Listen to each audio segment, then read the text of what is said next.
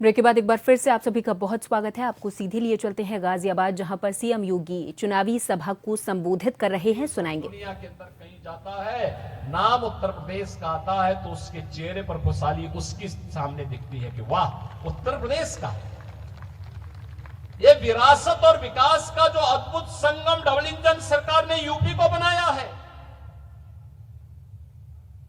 कोई सोचता था अयोध्या में राम मंदिर बनेगा। ये मंच पर उपस्थित जितने भी लोग हैं और आप में से भी ढेर सारे कार्यकर्ता उस आंदोलन के साथ जुड़े हुए थे, आंदोलन करते थे, लेकिन सफलता का कोई ठिकाना नहीं था। लेकिन केवल इस बात को लेकर के ये जन्म मिला है, तो ये जन्म सही, ये जन्म राम के ही नाम पर सही, लेकिन एक बार तो हम इस काम के लिए अपने आप को समर्पित करते हैं, केवल इस भाव के साथ। याद करिए, केंद्र में सरकार मोदी जी के नेतृत्व में 14 में आई। प्रदेश में समाजवादी पार्टी की सरकार कोई कार्य नहीं होने देती थी, क्योंकि इनको विकास से कोई मतलब ही नहीं।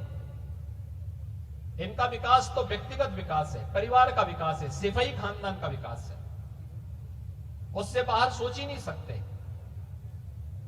सोच ही नहीं सकते, सोच है भी नहीं।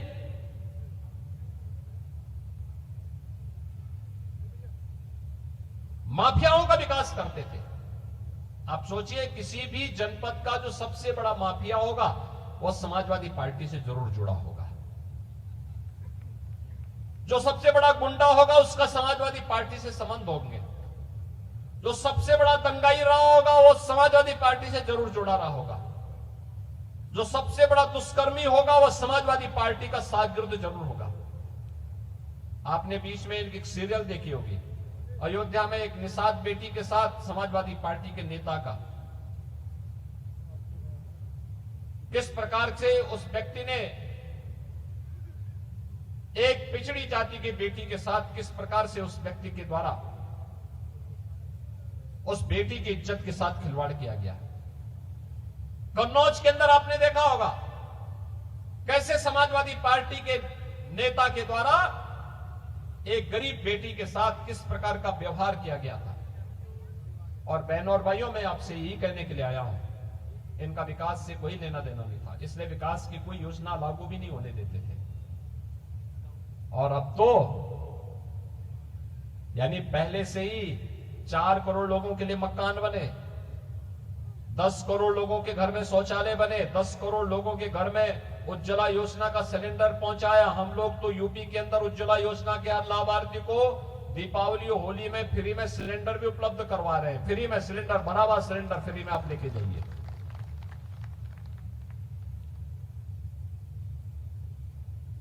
हर घर नल की योजना लागू हो रही है, मेट्रो की सेवा शुरू हुई, एयर कनेक्टिविटी बेहतर हुई।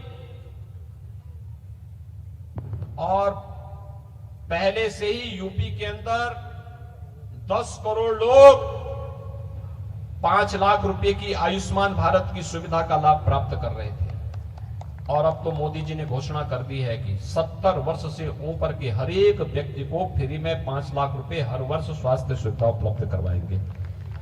इम्पैनल्ड हॉस्पिटल में जाइए, आपको फ्री में उपचार होगा। बहनों और भाइयों, विकास की एक सोच होती है, हर व्यक्ति नहीं कर सकता, लेकिन भारतीय जनता पार्टी ने किया, मोदी जी के नेतृत्व में किया। अयोध्या में राम मंदिर का निर्माण भी हुआ। 17 में डबल इंजन की सरकार भाजपा की यूपी में बनने के साथ ही मात्र 2 वर्ष के अंदर अयोध्या की 500 वर्षों की समस्या का समाधान हो गया। इस बार अयोध्या के दीपोत्सव को देखा होगा आपने, क्या भव्य दीपोत्सव था, हर अयोध्यावासी जुड़ा था। और बहनों और भाइयों, मैं यही कहने के लिए आपसे आया हूं, ये जो दीपोत्सव का कार्यक्रम है, यह उत्सव के साथ आम जन को जोड़ने का एक प्रयास, प्रभु राम के साथ एक तारतम्य स्थापित करने का प्रयास, अपनी विरासत पर गौरव की अनुभूति करने का प्रयास, और उसी प्रयास के क्रम में आप गाजियाबाद वासियों को फिर से हम जोड़ने के लिए आए हैं। अभी तो ये कार्यक्रम चले हैं, ये तो एक शुरुआत है, शुरुआत। इसको नई ऊंचाई देनी है और नई ऊंचाई देने के लिए जो एक कार्यक्रम प्रारंभ हुए हैं, चाहे वह बाबा दुग्धेश्वर नाथ मंदिर कॉरिडोर के निर्माण का कार्यक्रम हो या फिर गाजियाबाद में भी एम्स का कोई सैटेलाइट सेंटर हो, एम्स जैसी फैसिलिटी गाजियाबाद और पश्चिमी उत्तर प्रदेश वासियों को प्राप्त हो, इस कार्यक्रम को आगे बढ़ाने के लिए इसके लिए आवश्यक है कि भारतीय जनता पार्टी का विधायक गाजियाबाद वाली इस सीट पर फिर से बन करके जाए। मात्र चुनाव नहीं जीतना है, रिकॉर्ड वोटों से चुनाव जीतना, रिकॉर्ड वोट से। और इसके लिए मैं आह्वान करने के लिए आया हूं। जो समाजवादी पार्टी आपकी सुरक्षा में सेंध लगाती है, जो समाजवादी पार्टी आपकी आस्था के साथ खिलवाड़ करती है, जो समाजवादी पार्टी बेटी और बहन की सुरक्षा के लिए खतरा बनी हुई है, जो समाजवादी पार्टी नौजवानों के रोजगार के लिए खतरा बनी हुई है, जो समाजवादी पार्टी अन्नदाता किसानों के चेहरे की खुशहाली को छीनने का कार्य करती है, जो समाजवादी पार्टी व्यापारियों की सुरक्षा पे सेंध लगाने का कार्य करती है, उसको वोट देने का तो बात बहुत दूर, उसका नाम लेना भी महापाप का कारण बनने वाला है। बहनों और भाइयों, याद करना, इन लोगों को जितनी दूरी रखेंगे उतना ही आपका कल्याण होगा। और यही कहने के लिए मैं आपके पास आया हूं। भारतीय जनता पार्टी ने महानगर के अध्यक्ष श्री संजीव शर्मा को अपना प्रत्याशी बनाकर के आपके बीच उतारा है। याद रखना, नगर क्षेत्र का चुनाव है और नगर क्षेत्र के चुनाव की अच्छाई भी है तो कुछ बुराई भी होती है। अच्छाई ये होती है कि एक सीमित क्षेत्र में लोग मिल जाते हैं।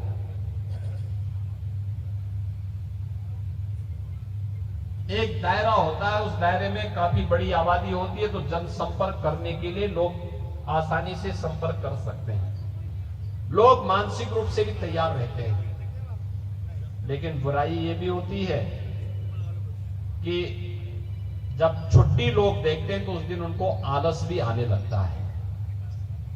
फिर मान के चलते हैं, चलो सुबह से लेकर शाम तक वोट पड़ेगा, कोई कहीं किसी रिश्तेदार से मिलने के लिए चला जाता है, कोई किसी अन्य कार्य से चला जाता है।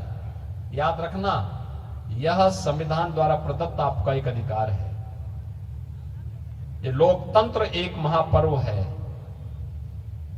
जैसे पर्व और त्योहार के दिन जिस मनसा के साथ पर्व और त्योहार होता है, उसी मनसा के साथ हम सब उसके साथ जुड़ते हैं।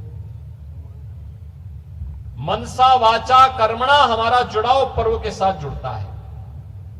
वह होली होगी तो होली के दिन हम आतिशबाजी नहीं करते ना, उस दिन तो रंगोत्सव ही होता है सुबह से लेकर शाम तक। और दीपावली के दिन पकवान से लेकर के और फिर रात्रि में आतिशबाजी और दीपोत्सव, इन सब के साथ ही जुड़ते हैं ना, एक तारतम्यता होती है। ऐसे ही चुनाव के दिन चुनाव जैसी मानसिकता के साथ काम करना पड़ेगा। नातेदारी रिश्तेदारी तो क्यों, उस दिन लोगों का आह्वान करने के लिए आपने वोट दिया कि नहीं दिया, लोकतंत्र के प्रति अपनी प्रतिबद्धता को व्यक्त करने के लिए। इसलिए आलस नहीं